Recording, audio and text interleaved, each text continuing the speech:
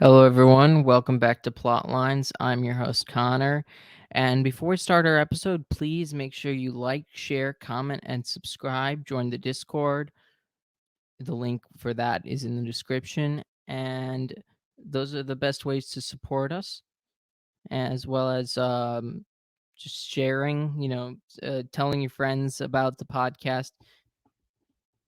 And those are the best ways. So, today's episode, I'm going to be looking at the present as well as looking at the past. And some of them, I mean, all three exist at the moment in time, but as not as prominent in, overall at certain times. So, we're going to be talking about the heresies of Germany. Germany has been an incredibly uh, uh, difficult part of the Catholic Church throughout the years. It kind of all stems, probably from the fact that they originally were Arian Christians back in the day before they became Trinitarian Christians, before they became truly Catholic. So there's a little bit of background, but that's not specifically what I'm going to talk about. Kind of the most recent problems within Catholicism, in German Catholicism regarding heresies. So we're going to start with the most recent news that the German synodal way or whatever, they voted in favor of blessing same-sex marriage. They voted in favor of female homilies, and they voted in favor of re-examining priestly celibacy. Now, this to me screams Gnosticism. Gnosticism is this belief that information that no one else could possibly know. You know special information, and you resist authority. You think that everything that is given out as good by the creator God, by the Father, Son, Holy Spirit, is bad. So you have to do the opposite. You have to do the opposite of what the God of the Bible tells. So that means this is where they begin to pervert sex and pervert marriage and that sort of thing. And obviously, marriage is between a man and a woman. So same-sex marriage isn't marriage at all, and they want to bless same-sex marriage. And even after the Vatican, in I think it was either 2021, 2019, something like that, in the last couple of years, came out and explicitly said you cannot do this. This is not allowed. The Belgians, I think, have done it themselves, or the Dutch. They just there's a lot of craziness happening in the church. And they also want to pervert the roles of men and women. So that means female homilists, female sermons given, which is ridiculous because sermons and homilies are only allowed to be given by ordained ministers, which means deacons and priests and bishops. And that's all. That's where we draw the line. And it's just trying to move the situation into a place where they want female deaconesses. They want deaconesses, which is and deacon priestess, or sorry, they want female priestesses, which has the door has been closed to that. I mean, it's always been closed because Jesus never ordained any women, and he's purposeful in that. It's not a slight against women. It's just pointing out to the fact that when a priest is doing his duties, he is doing them in persona Christi. That means as Christ, in the person of Christ. So when he says, "This is my body," he is saying, Jesus is a man, so therefore the person uttering those words has to be a man for the consecration to uh, be properly confected. So these are examples of Gnosticism. They believe, the end priestly celibacy. They also believe that, it's they know something about that. Now let's go back in time a little bit. So we started at the beginning, or sorry, not the beginning, the current era. Now, before that, we had Marxism. That was class warfare versus solidarity. So you had a basically deciding that the lower classes needed to rise up against the higher class, the sort of the rich, and overthrow them. And the only way to create an equal society was through class warfare. And Christianity is entirely against class warfare.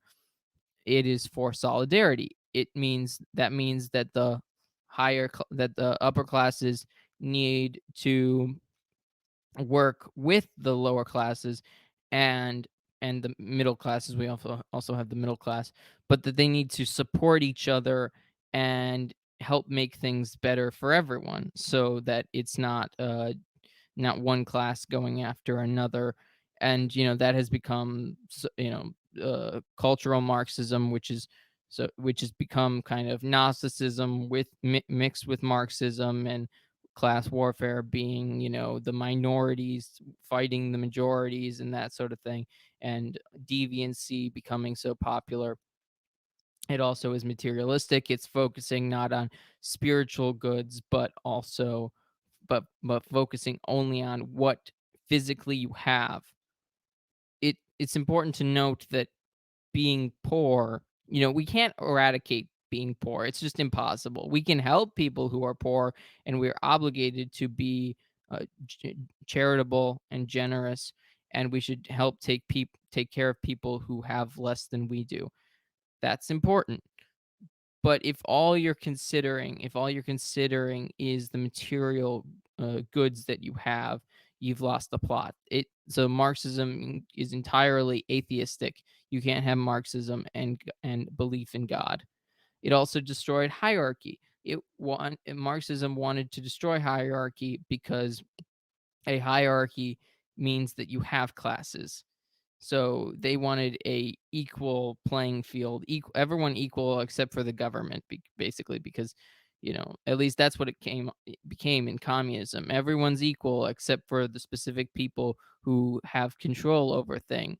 So you have the starving people, and you have the wealthy government people, and that's sort of the results of communism, as well as the results of Marxism, because Marxism created communism. So you destroy hierarchy, which is the destruction of the church. The Catholic Church would be no more, and everyone equal doesn't make any sense, because we all have different gifts given to us by God, and we must use them for the benefit of ourselves as well as the benefit of everyone. As a sort of in the common good, and that's where solidarity exists, and why class warfare is so bad. And then we come to Lutheranism. So we're going back. So these are the three sort of big heresies, I'd say, of Germany. And this is where our problems stem from in a lot of places. You see a lot of Marxism in schools. You see Gnosticism in the culture, and you combine them into sort of this modernism that we find today. Lutheranism, we got Martin Luther. He questioned the sacraments. He also questioned the authority of the church itself. Paul says that if you have a problem with your brother, you should confront him first, and then if you can't work it out amongst yourselves, you need to bring it before the church. Well, if there is no church, you have no one to bring the situation to, as well as questioning the sacraments. So the sacraments are cut in half, basically. I think Lutherans either have 3 or 4 sacraments. They get rid of marriage as a sacrament. So the destruction of marriage started with Lutheranism, and then the Eucharist is not a sacrament, I believe, and then confession, I don't believe is a sacrament, and there's no. I don't think extreme unction or anointing of the sick is. So I just know at least baptism. Baptism is a sacrament, and I'm trying to think of anything else. They definitely have more. I can't remember the exact number of sacraments Lutherans have, but they cut down on the sacramental life incredibly. And then you have the removing of the pope. So this is kind of opening up for trying to destroy the hierarchy and giving power to the state. You can see how all of this kind of comes together. It's all very similar. It's all building upon itself into this Gnostic, Marxist statism, because Lutherans basically took away the spiritual authority of the Pope and gave it to the state, gave it to localities in an extreme way, and then basically, it became in the Holy Roman Empire, it became whatever the religion of the king or the prince is, the religion of the principality of the people. The people have to follow the religion of the prince. So therefore, if the prince is Protestant or is Lutheran or Calvinist or something like that, that's what the religion of the people has to be, and it's quite sad. It's just all of this is just crashing in on itself. I mean, it won't survive. It doesn't work from a social perspective. People reject this Gnosticism. Marxism collapses in on itself economically. Lutheranism becomes basically uh, local in a lot of ways, and it's Protestantism is really about what you believe, and not really a unifying religion. So I wanted to do this as a quick overview of where we're at and what's going on, and why Germany is such a dumpster fire when it comes to how it interacts with Catholicism. Because Lutheranism is a revolt against Catholicism, Marxism is a rejection of all spiritual, and a rejection of solidarity, and Gnosticism is a rejection of God. And that's where we're at right now. So you first reject Catholicism, then you reject um, the spiritual, basically, as well as hierarchy, and so no one's going to tell you what to do.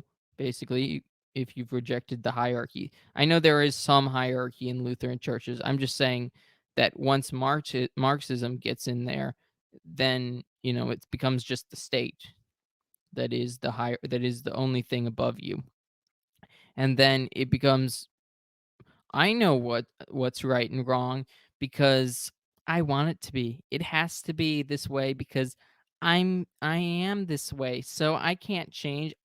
It takes away all people's ability to grow as humans, resist sin. It's just despicable. So that's what there we have it, everyone. That's a very simple. I'm being very simple in this. It's not a deep dive. Maybe one day I'll have a guest on, and we can talk about this as a deep dive, but this is just a simple overview of these three major heresies that have infected the world and the church through Germany. I'm not saying this about, like, I'm half German. I believe that there's a lot of good things Germany provides, and I think one day I'll get to doing a video on this. But I think with all the news about the synod, it's important to discuss this. So thank you all for watching. Please like, share, subscribe, join the Discord, and thank you all for watching. I really appreciate it. It means a lot to me that all of you support me in my work, and I hope that everyone is enjoying the fact that there are a episode every day of the week every day, the weekends I have off, but every day of the week, otherwise five videos a week. So keep your eyes on that, and thank you, and God bless.